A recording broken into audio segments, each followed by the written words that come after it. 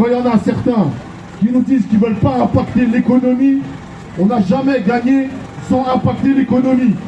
Ça n'existe pas. Ça n'existe pas. Il faut qu'ils se réveillent, ces gens-là. Les bureaucraties syndicales, elles sont gentilles si elles nous proposent un plan de bataille où on va gagner. Mais sinon, elles ne servent à rien. Aujourd'hui, cette réunion, il y en a déjà eu une. Ils sont partis à Matignon la dernière fois. Qu'est-ce qu'ils ont fait? Ils ont pris le café. Madame Borne, elle leur a claqué la porte à la gueule. Elle leur a dit dégagez, je vous écoute même pas. Et ils y retournent.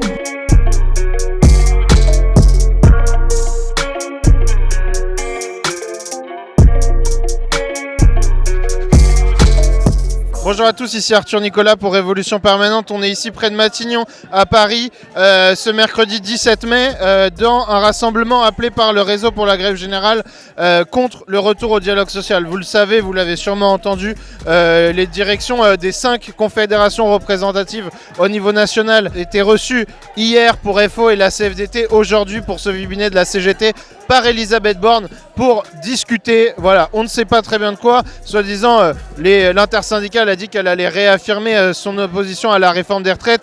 Ce qu'on sait évidemment, c'est que le gouvernement souhaite reprendre la main, souhaite reprendre le tempo de la politique et du coup mettre derrière lui ces 5 mois de lutte exceptionnelle qu'il y a eu contre la réforme des retraites. Donc ce rassemblement, il a été appelé contre le retour au dialogue social. On va aller interviewer quelques personnes, on va vous montrer les interventions. Alors on est au croisement du boulevard des Invalides et rue de Varennes, non loin de Matignon, pour un rassemblement appelé par le Réseau pour la grève générale.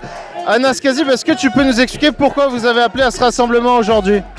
On a appelé à ce rassemblement parce qu'aujourd'hui c'est une journée de dialogue social à Matignon. C'est les portes ouvertes de la Première ministre aujourd'hui pour remettre sur la table ce qu'ils appellent les partenaires sociaux et notamment les syndicales, l'intersyndicale qui est convoqué en bilatéral. Il n'y a plus d'unité syndicale maintenant. Chacun y va seul pour discuter la régression sociale. Et donc c'était important d'être là, de montrer qu'il y a une colère qui s'exprime depuis janvier maintenant contre la réforme des retraites. Je veux dire, même s'il n'y a plus grève de fait, parce que l'intersyndicale ne fait rien pour qu'il y ait une grève, pour qu'il y ait un rapport de force, une stratégie qui s'installe. Néanmoins, on voit dans l'ensemble des instituts d'opinion le rejet massif vis-à-vis de la politique du gouvernement, vis-à-vis de la réforme des retraites, la colère qui est en train de s'exprimer aussi autour des casserolades, autour des rassemblements pour essayer de chasser les ministres et autres.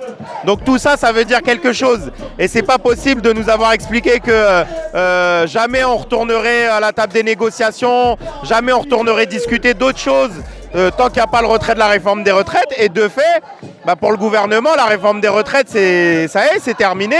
Et eux, ils acceptent de passer à autre chose avec le gouvernement. Pourquoi toi t'es venu aujourd'hui à ce rassemblement? Pourquoi c'était important pour toi de te déplacer? Comme depuis le début de la mobilisation contre la réforme des retraites, c'est déjà dans un premier point de ne pas tourner la page, parce que nous on ne tourne pas la page, nous on continue à percevoir des salaires de misère, à avoir des conditions de travail déplorables et du coup tout ce qu'on a gagné, tout ce qu'ils veulent nous faire gagner, c'est 2 ans de plus, 2 ans ferme au travail encore. Donc c'est important de ne pas faire tourner cette page. Alors ouais, on peut se rassurer en disant qu'on va quand même dire une petite phrase en disant la réforme ça se fait pas quand même, mais derrière ils veulent parler de la future loi travail. Je suis désolé, quelqu'un qui pendant 4 mois a réquisitionné, réprimé, éborgné des gens, mis en garde à vue des milliers et des milliers de personnes dans chaque manifestation, chaque mouvement. Je veux dire par là, il n'est pas pris d'un coup subi d'envie, de volonté, de progressisme, d'augmenter les salaires, d'améliorer les conditions de travail. Donc on va aller discuter avec des gens qui pendant 4 mois n'ont rien fait, n'ont pas bougé une virgule. Et là d'un coup, aujourd'hui, ils ont envie d'améliorer les choses. Donc voilà, nous on vient dénoncer cette mascarade de dialogue social. On est aussi syndiqués, non syndiqués, et que la place des travailleuses et travailleurs de la jeunesse, il est dans la rue, il est dans le rapport de force. C'est comme ça qu'on les fera reculer. On est là aujourd'hui, après une bataille qu'on a livrée un peu différemment, un peu partout. Il y a eu une unité syndicale, c'est clair, au départ, elle a fait du bien, elle a servi. Mais faut se dire les choses. On est tous des grands. Et il y a un problème dans cette unité syndicale. Quand l'unité syndicale, elle est de façade, elle n'est que sur des papiers, elle n'est pas sur des actions, elle n'est pas sur des volontés. Dès le départ, de vouloir faire mal et vouloir gagner, il y a un gros problème et on va à la défaite. Quand on entend certains dire qu'on peut aller manifester avec le Front National derrière nous, il y a un problème. Quand c'est des dirigeants syndicaux qui le font, c'est pas bon. Quand il y en a certains qui nous disent qu'ils ne veulent pas impacter l'économie, on n'a jamais gagné sans impacter l'économie. Ça n'existe pas. Ça n'existe pas. Il faut qu'ils se réveillent, ces gens-là. Les bureaucraties syndicales, elles sont gentilles si elles nous proposent un plan de bataille où on va gagner.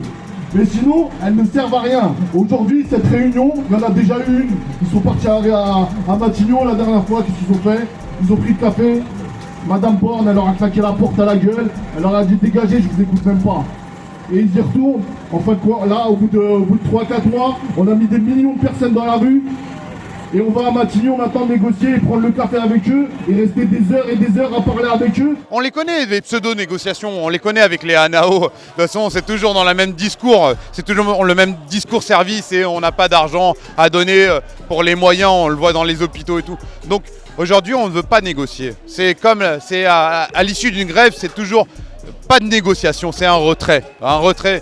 Toujours gagner, pas négocier. C'est pas comme ça qu'on va faire retirer cette réforme et que c'est pas comme ça qu'on va arrêter surtout le rouleau compresseur de ce gouvernement, parce que c'est pas que la réforme des retraites. Derrière, il y a l'inflation, il y a énormément d'attaques qui sont sur la table, le SNU pour la jeunesse, la loi immigration, la loi RSA, la loi travail, etc., etc. Donc pour nous, c'était important de marquer le coup, de dire que voilà, qu'on a fait depuis le 19 janvier, on est dans la mobilisation, on est dans le mouvement contre la réforme des retraites, mais aussi pour tout le reste, et qu'on ne va pas rentrer chez nous, c'est hors de question, ni barreau d'honneur, ni un retour au dialogue social. Pour nous, c'est un plan de bataille qu'il nous faut, parce qu'on sait que derrière, devant nous, en fait, on a énormément de perspectives aussi et d'attaques qui vont tomber et qu'il faut s'organiser face à ça.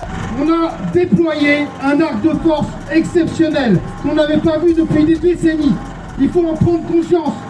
Avec les raffineurs, les éboueurs, les énergéticiens, on est parti en grève reconductible pendant plus de 4 semaines. Et c'est pour ça qu'on a la rage au ventre aujourd'hui. Que nous, on n'a rien à faire à Matignon, à partager un café avec des gens qui nous répriment, qui épargnent nos camarades, qui vont chercher nos camarades devant leurs enfants à 6h du matin pour les forcer à travailler.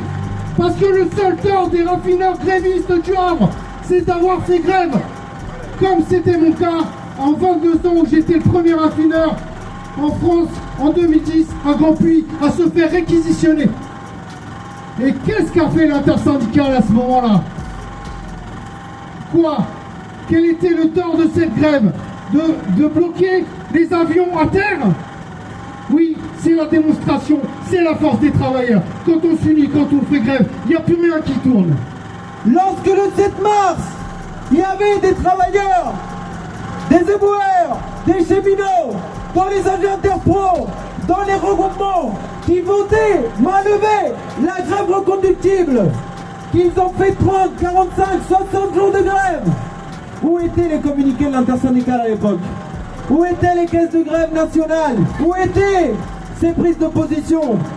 Lorsque le Conseil constitutionnel avait donné son avis de merde, que tout le monde savait déjà que ça allait être un avis de merde, et que la réponse qu'on nous a dit à l'époque c'était 1er mai. Et le 20 et le 28 on fait 2 petites balades de santé. Et que là on a un 1er mai où t'as 2,3 millions de personnes dans la rue. Ouais d'accord, c'est un jour férié, mais même Noël mobilise pas autant de monde, hein. Ça fait beaucoup. Et qu'ils nous disent ah, le 6 juin. Mais pour faire quoi? Quelle a été l'utilité de cette unité syndicale? Pour se taper sur l'épaule et se dire eh, on a perdu, mais on a perdu unis. Bah écoutez, entre une victoire dans la division ou une défaite dans l'unité, excusez-moi, je préfère une victoire dans la division s'il faut. Le top, c'est une victoire dans l'unité. Mais se contenter de ça, ce n'est pas possible. Et donc, ce qu'on est en train de faire aujourd'hui, c'est on est en train de mettre de la rubalise autour d'un trou, les amis, dans lequel on est tombé. En 2003, en 2007, en 2010, en 2016, en 2018, 19. Et le problème, c'est que s'il n'y a personne, s'il n'y a pas quelque chose qui s'appelle des organisations, des collectifs, tels que le Réseau pour la grève générale qui met de la rubalise pour dire les amis, vous n'avez pas remarqué, on est déjà tombé dans ce trou-là il y a quelques mois, évitons de retomber encore dedans. C'est à quoi sert ce rassemblement-là? À dénoncer ce qui est en train de se passer. Il y avait un des acquis notamment du mouvement des Gilets jaunes, c'est que les Gilets jaunes, ils avaient mis au cœur la question de la bureaucratie syndicale, la question de la trahison du mouvement ouvrier. Et souvenez-vous, moi je me rappelle, il y avait un jour où les Gilets jaunes étaient partis à Matignon ou à l'Elysée, et puis ils avaient fait un live sur Facebook en même temps pour qu'ils disent en gros, il n'y a rien à cacher. Il n'y a pas de porte-parole, c'est la base qui décide. Et ça, c'était un des acquis du mouvement des Gilets jaunes. C'est-à-dire qu'on avait mis notamment au centre l'attitude de la bureaucratie syndicale. Et que la question, elle n'est pas de se dire l'unité syndicale, c'est pas bon, on n'en veut pas, etc. Bien au contraire. Mais comme l'a dit Farid dans sa très bonne intervention tout à l'heure, l'unité syndicale, c'est autour d'un plan de bataille. C'est autour d'un plan de bataille. Parce que la réalité, c'est que l'unité syndicale dans le terrain, elle n'existe quasiment pas. Macron, il a montré aussi une forme de radicalité, de jusqu'au boutisme à ne jamais écouter ce qui se passait dans la rue. Et ben nous, on doit aussi s'exprimer de cette radicalité. Et je dirais juste une chose, quand on voit la satisfaction des ministres, de Bruno Le Maire, etc., de Borne et autres, à l'idée que les syndicats acceptent de se réunir et de dire qu'ils félicitent l'intersyndicale et les syndicats qui viennent discuter, eh ben, il faut que ça nous inquiète. Parce que quand on est félicité par des ministres bourgeois de droite qui ont fait passer les réformes du ferroviaire, la réforme des retraites, la réforme du RSA, de l'assurance chômage et autres, eh ben, on doit s'inquiéter quand eux se félicitent que des syndicats, nos dirigeants, ils aillent négocier la régression sociale. Encore pire quand, comme a dit tout à l'heure Laura, il y a une femme qui a eu un cancer à Verbaudet et qui se fait étrangler. À la base, quand on est un militant syndical, on a un peu d'honneur. C'est-à-dire que moi, je viens pas négocier avec toi quand tu es en train de savater mes collègues. Je discute pas avec toi quand il y a des conseils de discipline. Tu me menaces pas. Il n'y a jamais aucune. Moi, je connais dans énormément d'entreprises où lorsque le patron il réprime, les gens ils montent pas dans le bureau pour discuter avec lui. C'est une question de principe. Je ne discute pas avec toi si tu es en train de réquisitionner des gens. Si tu es en train de taper chez des camarades de l'énergie devant leurs enfants et tu leur mets les pinces devant leurs femmes et leurs enfants. Que tu vas taper devant chez des raffineurs et que tu leur mets les pinces devant leurs femmes et leurs enfants. Je viens pas discuter avec toi. C'est un minimum. Même ce principe-là, il n'y est pas. Au moment où on parle, il y a des camarades qui sont réprimés avec un système judiciaire qui est complice aujourd'hui des dérives et des violences. Aujourd'hui, au moment où on parle, il y a un pouvoir qui fait couler le sang de nos camarades lycéens, qui les met en garde à vue en espérant qu'ils soient au garde à vous. Et non, nous n'allons pas discuter avec ce pouvoir qui déchaîne une violence inédite, qui ne sait que parler par la répression. La seule chose sur laquelle on peut compter, c'est notre force, la force des travailleurs, parce que le sujet avec cette réforme des retraites, c'est ni plus ni moins qu'un lutte des classes, le combat entre celles et ceux qui prennent tout et ceux qui produisent tout. Voilà aujourd'hui le combat que nous devons mener. Et nous avons une seule chose à notre disposition pour cela, c'est notre auto-organisation, notre auto-défense populaire. Nous devons travailler à nous organiser afin de riposter, afin de leur rendre les coups qu'ils nous mettent depuis des décennies en nous tabassant, en crachant sur nos parents par leur biais de leurs multiples régressions sociales. Actuellement, pendant que la CGT, la CFDT, l'UNSA, ils sont en train de négocier à Matignon, il y a autant de jeunes qui sont en prison, qui sont en détention provisoire, qui sont en train de passer devant le juge et qui risquent en fait de pourrir en prison pour avoir manifesté pour cette mobilisation contre cette réforme des retraites. Donc non, il n'y a rien à négocier, ce rassemblement, il est là pour le réaffirmer. Il n'y a rien à commander avec un gouvernement qui nous emprisonne et nous réprime. Et si la jeunesse elle est présente à ce rassemblement, c'est qu'on sait que c'est aux côtés des travailleurs qu'on peut construire le rapport de force nécessaire pour aller chercher le retrait de la réforme, mais aussi pour aller chercher bien plus, parce que tout le monde le sait, derrière la réforme des retraites, il y a la loi anti-casseurs, il y a la loi travail, il y a les attaques au RSA, il y a l'aggravation de la sélection à l'université, l'aggravation de la précarité, et c'est tout ça qu'il faut mettre dans un programme revendicatif, dans un plan de bataille pour se prémunir de toutes ces attaques qui sont faites contre les travailleurs et contre la jeunesse Et je vous invite évidemment à rejoindre le réseau pour la grève générale pour se coordonner entre travailleurs, étudiants, militants de la base, mais aussi je vous invite à venir toutes et tous à la soirée contre la répression organisée par le Point Levé ce soir à la Plage d'Or pour organiser la suite, célébrer les 4 mois de mobilisation contre la réforme des retraites, mais aussi organiser la riposte la plus large possible face en fait à cette répression qui s'abat contre le mouvement social. Ce qui est clair dans le panorama aujourd'hui, c'est qu'il y a une inflation galopante, qu'il y aura énormément d'attaques qui vont venir, comme je disais tout à l'heure. Et les grèves pour les salaires, elles ont existé avant ce mouvement, elles ont continué d'exister pendant ce mouvement, elles vont continuer d'exister après ce mouvement. Et pour nous, c'est pour ça qu'on critique aussi, y compris la question de l'intersyndicale qui refuse de mettre sur la table aussi la question d'une augmentation générale des salaires, de l'indexation des salaires pour l'inflation, et que tout ça, il va falloir le poser.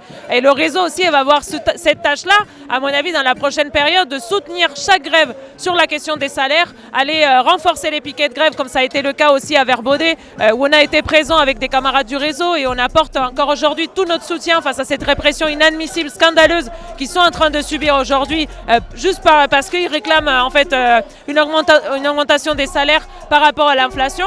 Et toutes ces grèves-là, il va falloir les soutenir, mais il va falloir aussi les coordonner. Il va falloir qu'on arrive à se coordonner, à voir comment pour moi, la grève de Verbaudet, elle montre que c'est pas les grèves pour les salaires, elles peuvent pas se régler à l'échelle d'une seule boîte. C'est pas un patron face aux salariés, parce que c'est une question nationale. Le gouvernement, s'il envoie sa police, c'est très bien, parce qu'ils savent qu'il faut pas que ça se généralise. Donc nous, notre rôle, c'est de faire l'inverse, de voir comment on arrive à mettre sur la table la question de l'augmentation générale des salaires et la question de l'indexation sur l'inflation, pour montrer que c'est une lutte globale d'ensemble, de l'ensemble du monde du travail, qu'on soit précaire, qu'on soit dans le public, dans le privé, etc., qu'on soit jeune, pour notre avenir aussi. Tout ça, c'est aussi autour de la question des salaires qu'il faut que ça se cristallise. Et le rôle du réseau, ça va être d'essayer en tout cas d'apporter notre pierre à l'édifice à ça, pour essayer de coordonner toutes ces luttes qui commencent à exister. Vous l'avez vu dans toutes les interventions, ce qui règne ici, c'est à la fois une grosse colère contre cette intersyndicale qui a mené le mouvement dans le mur et qui aujourd'hui reprend le chemin du dialogue social. Donc voilà,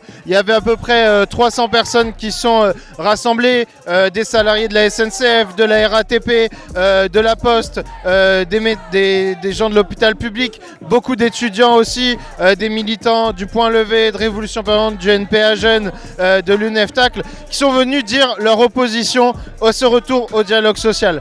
Voilà, c'était Arthur Nicolas pour Révolution Permanente. On vous rappelle tous et toutes, et c'est important, qu'on est en train de mener une campagne de souscription pour récolter 50 000 €. Le journalisme indépendant, le journalisme révolutionnaire n'est pas gratuit. On a besoin de vous pour soutenir le journal, pour soutenir ces formats de reportage qui demandent énormément de force, énormément de temps à monter, mais aussi du matériel qu'il faut acheter. Donc on compte sur vous pour soutenir le journalisme indépendant, pour soutenir Révolution Permanente. Merci à tous.